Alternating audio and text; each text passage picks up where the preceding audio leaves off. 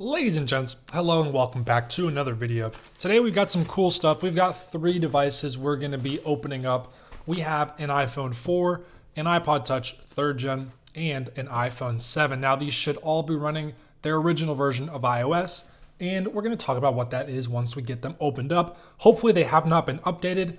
I got these on eBay, and without further ado, let's see what's inside these packages, and hopefully we've got some cool devices to talk about. Let's begin.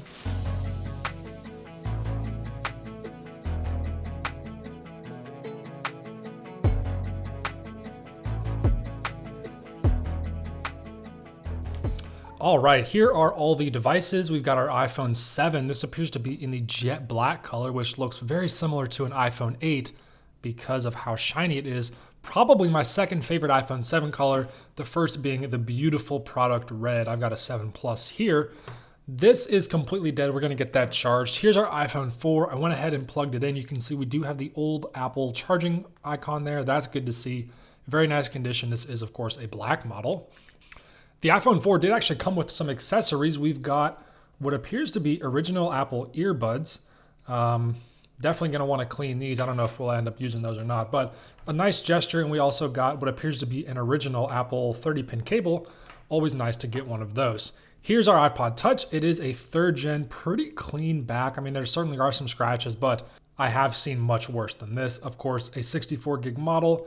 And this one is completely dead as well. So what we're gonna do, I'm gonna get these charged, we're gonna get them cleaned up, and then we're gonna talk about these and see what we've got.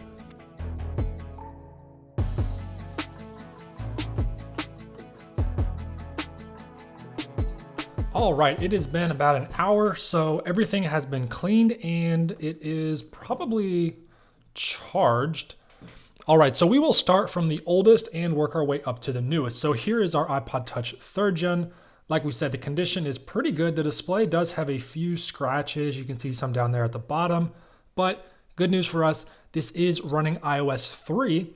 We'll head into settings, general and about, and we will see 3.1.3, and this is a 64 gig iPod, and it is filled with music. Wow, this is a lot to take in. That is pretty cool. Let's see what kind of music we've got. If we go into cover flow here, which I love, you can see all of the album artwork from the iTunes songs. I believe you can actually add music that is not from iTunes, and traditionally that looks like this, where there's no album cover, but you can actually go into the settings, and I believe you can add album covers to music added outside of purchasing through iTunes. So do with that information as you wish, but it is possible. So this is pretty cool. Not really sure what kind of music we've got here. Looks like a decent mix of everything, maybe a lot of classic rock. All right, that is sweet to get this iPod. Not only has it never been updated, but this thing is full of music. I mean, 2,300 songs, 154 videos. I'm assuming those are music videos. Let's see, I think there is a videos app. Yes, there is down here. Let's see what we've got. Okay, so we actually have some movies here. Quite a few movies. We've got some TV shows. Bunch of Seinfeld on there. Very cool. So lots of music. Step Brothers. That's a good one. I'm trying to think. I have not seen Seinfeld. And what's up here at the top? I have seen Avatar. And I think I've seen The Dark Knight. So pretty cool to get a bunch of movies on here and music. So this thing's full of media. Very cool to get a 64 gigabyte iPod Touch 3rd gen. Not only it's never been updated, but awesome to get a bunch of that old media on this device. We'll go ahead and set this down over here. All right, moving on, we've got our iPhone 4. Of course, it's the black model, as you can see, in very nice condition. We're gonna have to plug this into iTunes to get it activated, but I believe this is iOS 4 because we do have the battery icon and the little lock up there. So this is not iTunes recovery mode. This is just how you had to set up an iPhone 4 when it was running iOS 4 back in 2010 when this thing came out. So let me go connect this to a computer and we will be back. All right, that took all of about 5 seconds plugged into a computer, and we've got slide to unlock. Just like that, we are at the home screen of the iPhone 4. Let's head into settings here and see which version we've got. This is gonna be 4.3.1, so kind of a unique version of iOS 4. I would love to be able to get one on 4.0. Never actually seen an iPhone 4 on 4.0 or 4.0 point something. They're always on these later versions like 4.2.8, 4.3.5. 4.3.1 is maybe not a version I've seen before, but I really don't think there's anything too special about it. But the iPhone 4 was a really cool device when this thing came out in 2010. I believe this was the last iPhone that Steve Jobs introduced, and rightfully so. This thing was beautiful. It completely changed the design of the iPhone. We got a flat sandwich design here, no more rounded back. Got a aluminum rail around the outside that is really stunning. We got a glass back for the first time on an iPhone. In fact, and someone fact checked me on this might be the first smartphone that had glass on the back. This was way before wireless charging. I mean, even the iPhone 7 doesn't have wireless charging, so this was way ahead of its time, and Apple actually went back away from glass on every phone up until the iPhone 8. So the 4 and the 4S were really the last ones to at least have a full panel of glass on the back. The 5 and the 5S did have those little bars at the top and the bottom. I digress there. This is a fantastic design, truly timeless. I mean, this thing still looks pretty modern. If it wasn't for its size and, well, I guess the bezels and the home button, this thing does actually look really cool, and it feels amazing. I know it's small. I mean, this thing's tiny. It's really basically the same size as an iPod Classic, a little bit thinner and a little bit taller. Not a big phone, and Apple took some criticism for that, especially with the 4S because of how small it was. Not only did the iPhone 4 bring some external changes, but internally this thing was very different than before. We had an Apple Silicon chip, so the A4 processor is present here in this model. It has 512 megabytes of RAM. That was the most ever in an iPhone, and double that of the 3GS, and 4 times as much as the original and the 3G iPhone. Big improvement there, and we also have the beautiful Retina display. This is where it all started. Of course, every modern iPhone, and every phone for that matter that you can buy anymore, has the Retina display that you see here. And at the time, this was the highest resolution screen on any phone in the world. And even today, it still looks fantastic. It is an LCD panel, but look at those viewing angles. I mean, you can basically see it all the way almost to 90 degrees there. This thing is really a unique device. And if it wasn't for a few small factors, you could definitely use this as a modern phone. I mean, yeah, it's really small, and the fact that it's running iOS 4 is really not that usable. Still a cool device. You do have the headphone jack here. That is neat. This thing launched with iOS 4, and it would get the updates iOS 5, 6, and 7 is where this thing finished. I actually kind of like an iPhone 4 on iOS 7. There's something sort of unique about it. Yeah, it's slow, and yeah, it's a little laggy. Certainly not as cool as iOS 4, but I think the iPhone 4 is a really special device, and I love the way this thing looks and feels. Such a beautiful design. All right, enough of the iPhone 4. Now we've got our iPhone 7. I don't know what's up with this. It's taking a long time to charge. It's been plugged in almost an hour, and it's only at 21%. So I think maybe the battery was really, really dead, and this thing is taking its sweet time to get warmed up again. But so here we are on the home screen, and if you can't tell, this is the stock iOS 10 wallpaper. So I do believe we are running iOS 10. Let's head into settings here and see what we've got. 10.0.1. Wow, that is pretty much the earliest version of iOS 10. And I'll tell you why here in just a moment. This is a 128 gigabyte model. That's pretty cool. But okay, a couple things to talk about here. First, with the storage, the jet black iPhone that you see here was only available in the higher tier capacities, 128 and 256. This color and this finish was not available in the base configuration, which came in at 32 gigabytes. I believe this was the last iPhone model to feature different price points for the different colors. I think actually, well, no, I don't. I was going to say I think the iPhone 7 in red also was limited to 128 and 256, but now I'm not sure. I will either look that up and put it on the screen, or someone drop a comment down below whether or not the red 7 and 7 Plus were exclusive to the higher tier capacities. But I know for a fact the jet black color was, and it looks fantastic. It's not glass. I am not sure if it's plastic or if it is metal.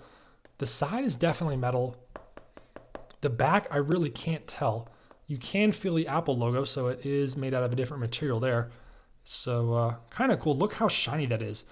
I mean, the fact that this is not glass is kind of amazing. And it would actually be pretty cool if Apple was able to do this again with MagSafe and wireless charging, because if it's not glass, it can't shatter. So you can just get some dents and scratches on it, but you will not have the back shattered like you would on modern iPhones or even this old guy like the iPhone 4.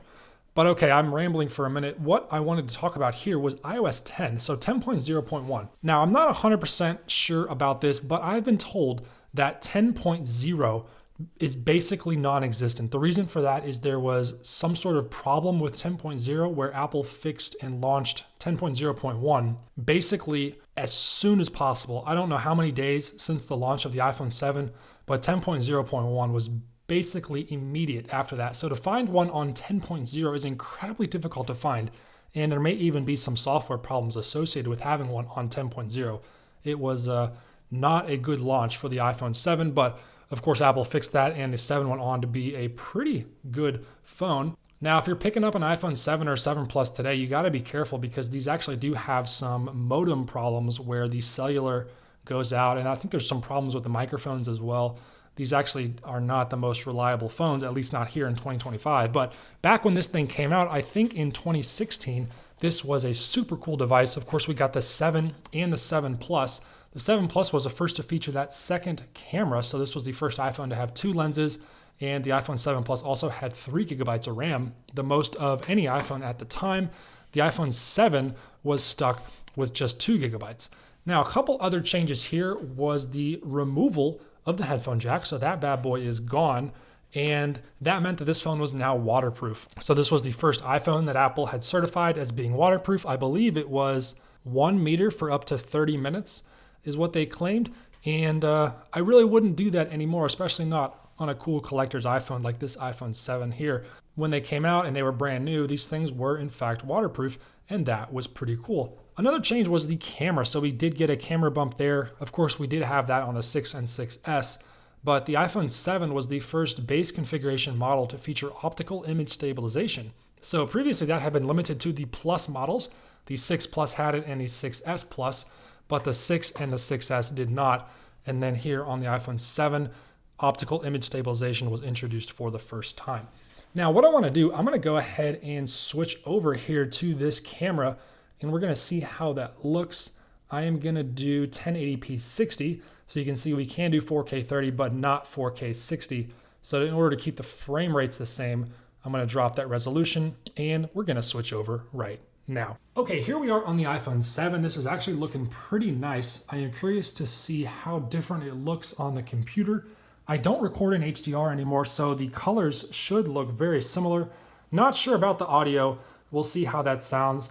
But I do think this looks very nice, and it's actually very stable. Most of the phones that I showcase on here do not have optical image stabilization, so the fact that we have that here is actually a treat for you guys because the video should essentially look pretty similar unless you're watching in 4K resolution, in which case you might be able to see a little bit of a difference here with the resolution. But with that said, let's go ahead and switch back. All right, hopefully you guys got to see and hear how the iPhone 7 records video and audio. Really cool device. I love this thing. I really wanted one when it came out, but I had gotten the 6S Plus a year before and just couldn't justify the upgrade.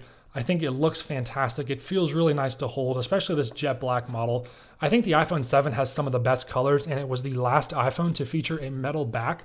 So you get a distinct look to the device there. Now, the iPhone 7 did end support on iOS 15, so it is several years behind, and recommending one of these in 2025 is really probably not something I'm going to do because of the old iOS software, as well as the notorious problems this thing has with the cellular modem and the audio problems that arise from this device. But nonetheless, it's really cool to get one of these running iOS 10. Pretty hard to find, and I'm happy to get one in jet black because this is my second favorite color after the red. Hopefully I can find a red 7 and 7 Plus running iOS 10. That would probably be my dream collector's classic iPhone. One more thing before we go, this was the first quad-core iPhone. So up until this point, iPhones had been dual-core. After the iPhone 4, this was the last single-core iPhone. And then this was the first quad-core phone. This has the A10 Fusion chip, 2 performance, and 2 high-efficiency cores. So this phone was very powerful and really smooth. Running iOS 10 on here is incredibly fluid. You can see just how fast the apps are opening and closing. Of course, I have not connected to the internet yet, so they're not actually loading anything, but this thing is so quick and so smooth. This iPhone was truly ahead of its time, and it's too bad that it did not get more software support. I think it certainly could have handled it. I mean, this iPhone 7 Plus is updated all the way to iOS 15, and it runs it flawlessly. There is no stuttering and no slowdown there. So I really think this thing could still be running iOS 18 today if Apple had chose to support it. But all right, that's been a look at 3 cool devices. We've got our iPhone 7 on iOS 10. We've got our iPod Touch 3rd gen on iOS 3, filled with music and videos.